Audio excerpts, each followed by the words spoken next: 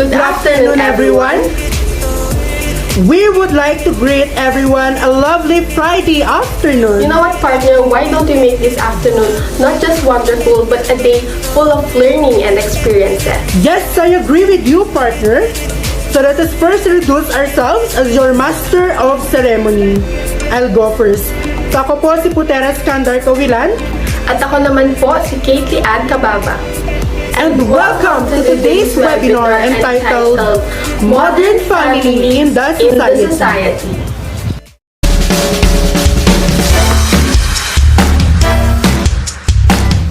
Once again, greetings to all our viewers. Hello there. So we are pleased to have all you here to emphasize the finest advice to give to both parents and children in order to achieve a genuine love and trust in the home as well as in the society. Indeed, we are partner and we are excited to have all the amazing conversations we are going to have today. Yes, we are. Now, ladies and gentlemen, considered as one of the society's role models in today's generation and more importantly, a parent, let's welcome Gemina Daugas.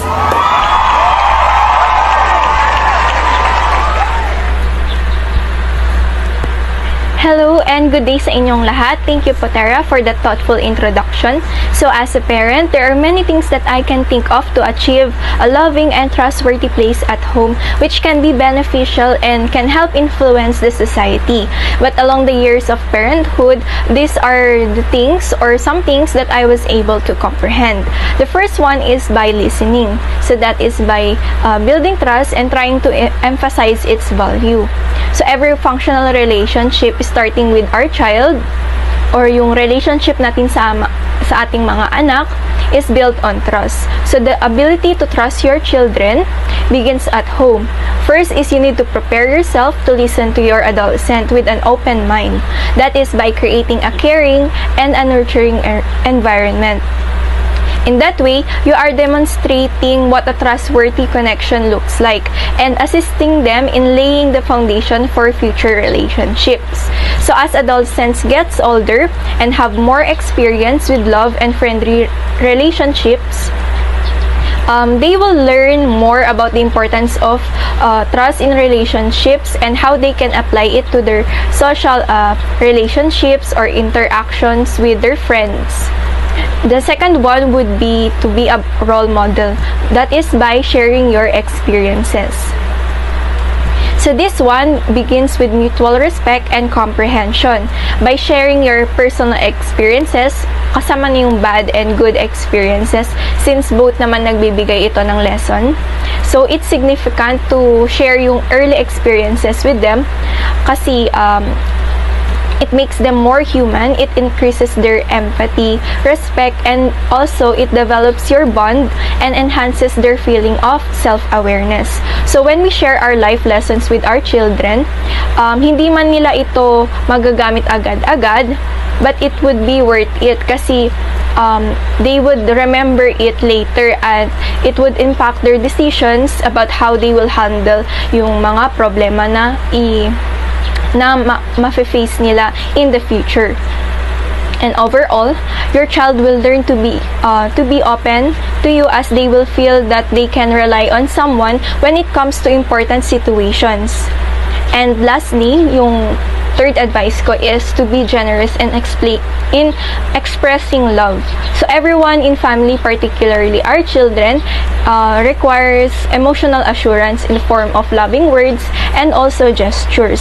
So this is not only this would not only demonstrate that they are loved, or it would not only show that they are loved, but our mere presence as parents can also boost your child's self-esteem and of course confidence. So yun lang yung maa-advise ko, and thank you. So thank you, Ms. Gemina, for the wonderful and very meaningful advice to achieve the genuine love and trust inside our homes and to our society as well. And that is for the first part of our program. Now we move on to one of the youth advocates in our region to give life and advice of the youth for today. May we please welcome Ms. Zian. Good day everyone! It's nice to be here with you all today. So as we all know that there are lots of issues in our generation today because we are known as spontaneous and adventurous, but we must remember that there are limitations in everything that we do. Today I will be giving an advice to all my fellow youth out there, which is to live a responsible and meaningful life. So first is to establish a set of values. So I consider 3 simple and basic sets of values for youth, which is life, education, and freedom. So if you place a high value in each of these and consider them in your own decisions, it will affect the choices you make. Second is to listen to your parents. A responsible adult knows what is best for your well-being. Ideally, this is your parents. So remember that friends may come and go, but your parents will always be there for you as your unconditional and lifelong source of love and support. Third is to always think before you act. For us youth of today, it is very essential to always think before you act and think twice before you speak. Because according to Proverbs, thinking ability will safeguard you. As you can see, it's a very simple word, but it is an effective process in order to help us youth to prevent making critical mistakes that could cost us our freedom, education, or our life. So in whatever we do and in whatever manner we have, we must always think before we begin to act on something. We must always use our greater consciousness to use and relate our intellect and intelligence before making up any decisions and acting upon it. Fourth is be humble. In our current generation today, I won't lie that some of the youths are particularly being haughty and arrogant. And this is the reason that prevents them from developing a healthy relationship with their parents and the society. So, always be humble, and you will receive respect from everyone you meet. But if you keep on being an arrogant, you will struggle a lot. Because being humble allows you to be open to new learnings from others and make adjustments to become a better person. So as a youth of today, those are the things that I consider helpful to us in building a better relationship inside our homes and in our society. So I hope you learned something. Thank you! Thank you, Ms. Zion. That was an inspirational and genuine advice for the youth of today. Again, thank you Ms. Zian and Ms. Jamina for joining us today for today's webinar called The Modern Family in the Society.